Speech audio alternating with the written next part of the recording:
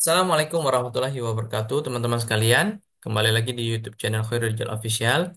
Hari ini kita akan mereview kembali ya buku karangan Ipo Santosa dengan judul Percepatan Rezeki dalam 40 Hari dengan Otak Kanan, teman-teman ya.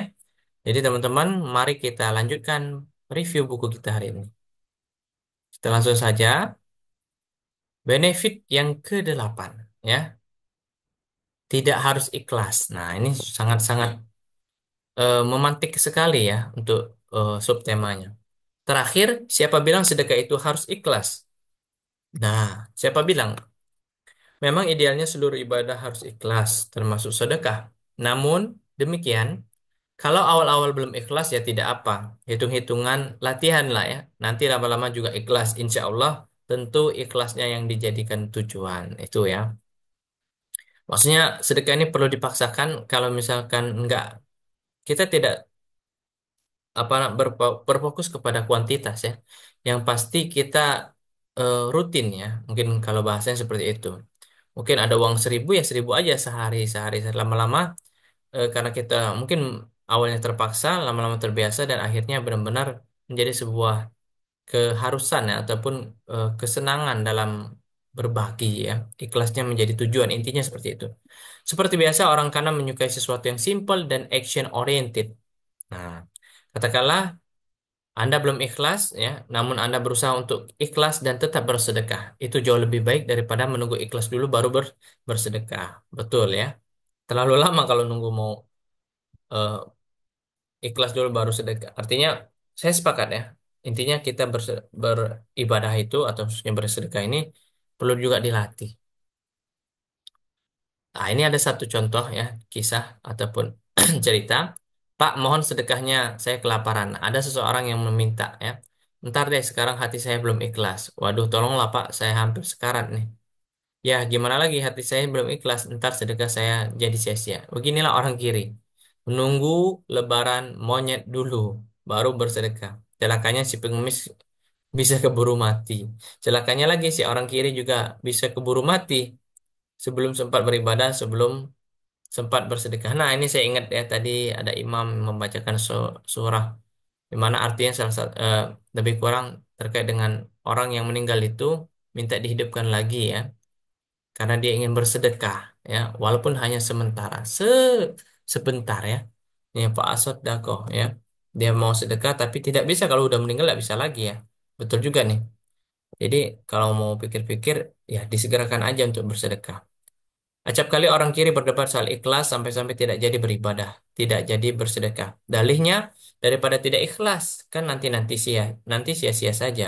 Atau bersedekah sedikit, dalihnya biar sedikit asal ikhlas. Lah, apa yang mau ikhlasin sedikit. Tambahan lagi, memangnya orang-orang yang bersedekah banyak itu tidak ikhlas apa ya? Mereka juga ikhlas ya. Lagi pula kami berpendapat sebab selagi orang itu masih ada iman di hatinya, pastilah masih ada ikhlas di hatinya walaupun tidak seberapa. Sekarang sekedar catatan ya, menurut guru penulis, perdebatan soal ikhlas itu hanya pada posisi pemula ya. Bagi bagi para ahli sedekah ya ikhlas itu sudah otomatis. Para ahli sedekah berusaha naik ke tingkatan berikutnya seberapa sering, seberapa banyak. Mudah-mudahan kita termasuk orang begini ya.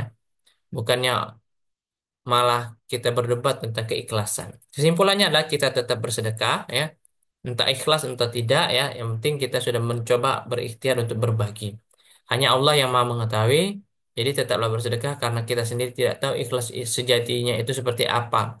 Kita cuma bisa berusaha untuk ikhlas ya, mudah-mudahan Allah terima amal ibadah kita. Taruhlah Anda sekedar bersedekah dengan tidak ikhlas. Betul-betul tidak ikhlas. Konon sedekahnya itu sering sendiri tidak dihitung sebagai pahala. Tapi mudah-mudahan uang sedekah itu masih dihitung sebagai pahala. Kenapa bisa? Karena uang sedekah itu dibelikan kursi-kursi meja-meja ya. Ataupun eh, alat-alat yang lainnya. Dan itu semua bermanfaat. Dan mudah-mudahan itu semua menjadi amal jariah. Walaupun dalam niatnya ataupun hatinya kurang ikhlas. Tapi manfaatnya sudah ada. Asalkan punya iman. Itu yang penting ya. Baik, lantas bagaimana dengan riak, pamer, ya? Bersedekah dan riak itu sih sudah biasa. Bersedekah dan riak itu sudah biasa. Walaupun itu jelas-jelas tidak baik, tapi ada juga nih sudahlah tidak bersedekah. Sudah tidak bersedekah juga tidak, dia juga ria. Nah, ini yang parah. Bahkan fitnah lagi ya. Kok bisa begini ya? Dengar ceritanya percakapan dua orang ya. Tadi ada kesempatan bersedekah bareng-bareng. Kok tidak ikutan, Mas? Ah, daripada dianggap ria sama orang lain, mending nggak usah bersedekah saja sekalian. Oh gitu ya. Padahal itu ria. Ria gimana? Saya nggak bersedekah kalau melakukan amal soleh karena memikirkan pendapat orang lain, itulah yang namanya ria, ria yang besar. Terus kalau tidak jadi melakukan amal soleh karena memikirkan pendapat orang lain, itu juga ria. Kan supaya dibilang tidak ria sama orang-orang lain, ya itulah ria ya. Ini bukan sekedar pendapat ya. Ini juga pendapat seorang syekh dari Madinah sebegitunya.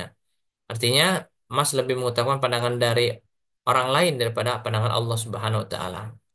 Mungkin ada benarnya juga, bahkan ada lagi nih, sudah tidak bersedekah, malah memfitnah, lantaran langsung menuduh orang-orang yang bersedekah bareng-bareng itu tidak, itu adalah riya, padahal tahu dari mana niat orang masing-masing. Jadi baiknya terang-terangan, mau diam-diam ya, mau sembunyi ya, mau bareng-bareng, mau sendirian, tetap saja kita bersedekah. Pelihara niat kita karena Allah, keikhlasan kita karena Allah. Kalaupun ada terlintas perasaan macam-macam, kita beristighfar saja ya. Memang sedekah terang-terangan berpotensi menimbulkan ria atau pamer, tapi jangan lupa sedekah diam-diam juga berpotensi menimbulkan ujub bangga diri. Yang dilarang itu bukan terang-terangan dan diam-diamnya, yang dilarang itu ria dan ujubnya. Jadi tetaplah bersedekah, berusaha untuk ikhlas karena Allah Subhanahu wa taala. Ada juga yang sedekah diam-diam karena takut ketahuan, ketahuan sedekahnya dikit. Oke. Nah, terakhir lebih jauh lagi, sedekah diam-diam punya keutamaan tersendiri, sedekah terang-terangan juga punya keutamaan sendiri. Ini bisa menjadi penyemangat, syiar, dan dakwah bagi yang lainnya. Toh ada 5 ayat yang membolehkan para sahabat pun pernah melakoninya, menjalankannya. Ringkasnya, boleh sedekah diam-diam, boleh sedekah terang-terang, dan yang tidak boleh itu terang-terangan tidak bersedekah.